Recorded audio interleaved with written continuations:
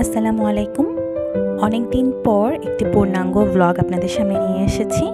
আশা করছি সাথেই থাকবেন। আজ আমরা আবারও গিয়েছিলাম বাংলাদেশ সামরিক জাদুঘরে, যেটি ঢাকা শহরের বিজয় সরণিতে অবস্থিত। সামরিক জাদুঘর নিয়ে আমার আরও একটি ব্লগ আছে, যেটি আমি ডেসক্রিপশন বক্সে লিঙ্কটি দিয়ে রাখবো। আপনারা চাইলে সে ভিডিওটি দেখে নিতে পারেন।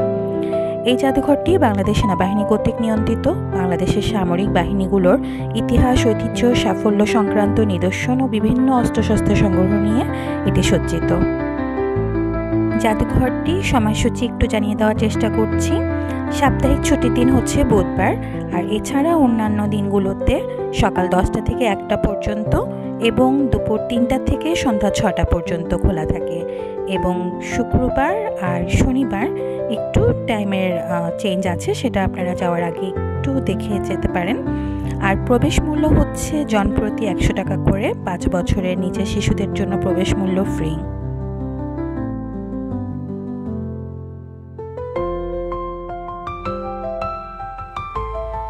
উনিশশো 87 সালে প্রথম সামরিক জাদুঘরটি বাংলাদেশ সামরিক জাদুঘর নামে প্রতিষ্ঠিত হয়, এবং 1999 সালে জাদুঘরটি স্থায়ীভাবে বিজয় সরণিতে স্থানান্তর করা হয়।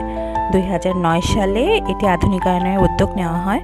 তৎকালীন সেনাপ্রধানের নেতৃত্বে সব সামরিক বাহিনীর প্রতিনিধি সমন্বয়ে একটি কমিটি গঠন করা হয়। ওই কমিটি জাদুঘরটিকে বিশ্বমানের উন্নীতকরণ ও বঙ্গবন্ধু শেখ মুজিবুরের নামে করার সুপারিশ করে। পরবর্তীতে 2022 সালে তৎকালীন প্রধানমন্ত্রী এই জাদুঘরটির নাম করেন বঙ্গবন্ধু সামরিক জাদুঘর, এবং আওয়ামী লীগ সরকার পতনের পর কিন্তু জাদুঘরটির নাম আবার আগের নামে ফিরিয়ে আনে কর্তৃপক্ষ। এই জাদুঘরটিতে 3 বাহিনীর জন্য নির্ধারিত গ্যালারি সহ 6টি পৃথক অংশ রয়েছে, এবং প্রতিটি বাহিনীর গ্যালারিতে একটি বঙ্গবন্ধু কর্নার রয়েছে।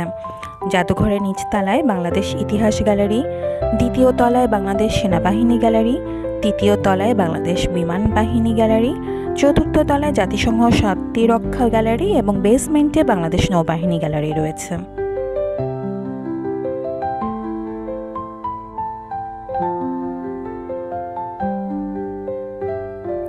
বাংলাদেশ নৌবাহিনীর জন্য যে গ্যালারিটি, সেখানে এই 3D শোটা আসলেই খুব মনোমুগ্ধকর। অনেকেই এখানে দাঁড়িয়ে দাঁড়িয়ে উপভোগ করেন, আমরা উপভোগ করছিলাম এই সৌন্দর্যটি।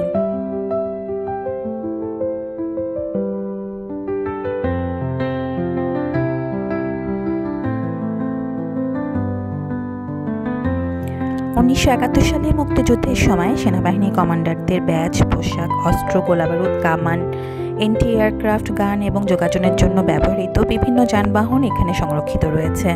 মুক্তিযুদ্ধের পর তৎকালীন পাকিস্তান সেনাবাহিনীর কাছ থেকে উদ্ধার হওয়া বিভিন্ন যানবাহন এবং অস্ত্র এখানে সংরক্ষিত আছে।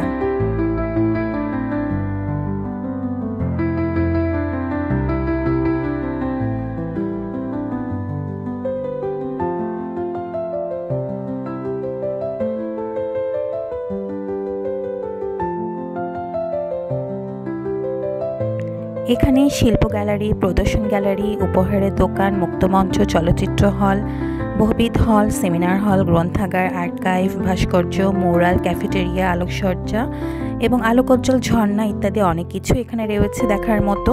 বাচ্চাদেরকে নিয়ে আসলে এবং পরিবারের সকলকে নিয়ে এসে আপনারা এই জায়গাটা কিন্তু উপভোগ করতে পারেন। এখানে শুধু যে দেখার আছে তা না, জানার এবং শেখারও অনেক কিছু আছে।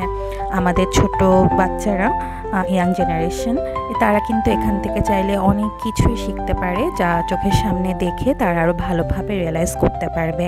এবং প্রত্যেকটি জিনিসের সামনে কিন্তু সেটার হিস্ট্রি, সেটার যে ডেসক্রিপশন, সেগুলো কিন্তু সুন্দরভাবে উল্লেখ করা আছে। আন্তর্জাতিক মানের এরকম সুন্দর একটি মিউজিয়াম আসলে আমাদের জন্য একটা গর্বের বিষয়। আপনারা কিন্তু সকলকে নিয়ে এটা ঘুরে আসবেন, অবশ্যই ভালো লাগবে। এবং ঘুরে আসার পর আপনাদের অনুভূতি কিন্তু আমার সাথে শেয়ার করতে পারেন কমেন্ট বক্সে। আশা করছি সবাই ভালো থাকবেন। আসুন আমরা কিছুক্ষণ উপভোগ করি এই পুরো মিউজিয়ামটি একসাথে।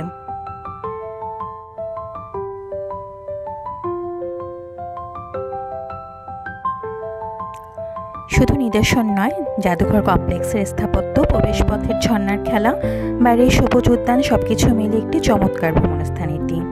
ও হ্যাঁ, আপনারা যদি এখানে যেয়ে কিছু খেতে চান তাহলে কোথায় খাবেন? জাদুঘর কমপ্লেক্সের ভিতরেই রয়েছে নিহারিকা রেস্টুরেন্ট। দাম একটু বেশি হলেও খাবারের মান বেশ ভালো। এছাড়া সুন্দর একটি কফি শপও রয়েছে, চাইলে এখানে কফির পাশাপাশি স্ন্যাক্সও নিতে পারেন। তো আজকে এই পর্যন্তই। ভালো থাকবেন সবাই। আল্লাহ হাফেজ।